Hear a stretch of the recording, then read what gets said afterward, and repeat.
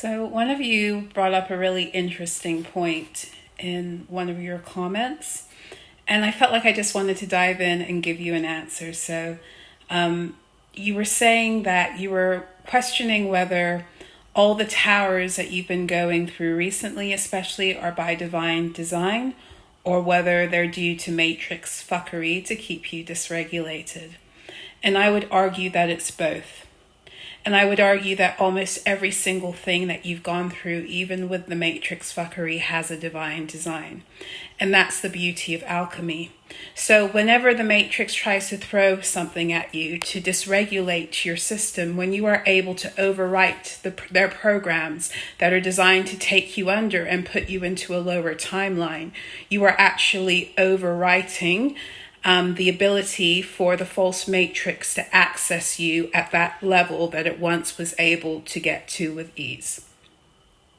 I hope that makes sense, because I want to help to kind of dispel any confusion around that, because when you begin to understand and overstand this, then you realize that there is nothing, not the false matrix itself, but there's nothing that is more powerful than your ability to alchemize yourself in any and every situation.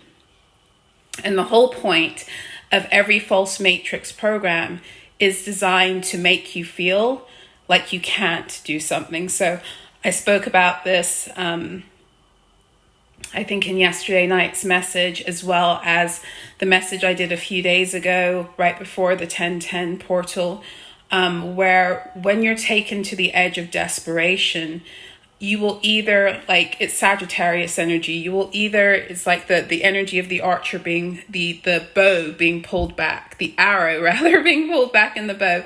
That resistance will either cause you to fall and land in the place behind the bow, if that makes sense. If you're pulling the arrow in the bow, either the arrow is going to drop because of the resistance, or that resistance that is occurring because the arrow is being stretched by the bow is going to actually liberate you and push you out all of the way into something bigger and higher that you wouldn't have been able to get into before had you not experienced the resistance.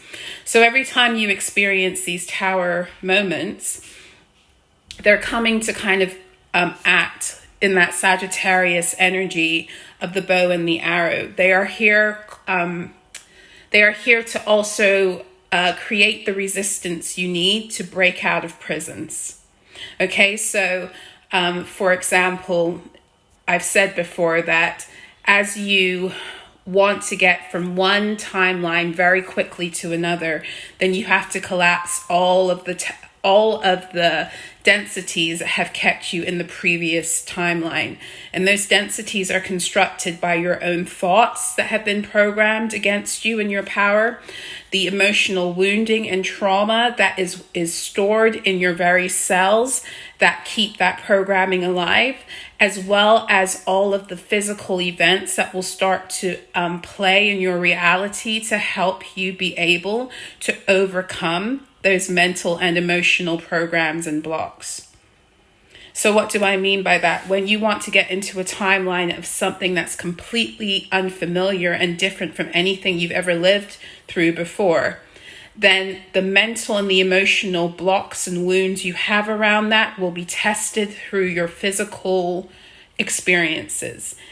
Things that we will often call tower moments. They're tower moments because they wipe the floor from underneath us, because that floor no longer should exist, if that makes sense. So sometimes the reason why we deal with so many tower moments is because we're still sitting in a timeline energetically that we have said that we're done with, and we're not moving. And so literally we are sitting in collapsing timelines, and we feel the fullness of it all.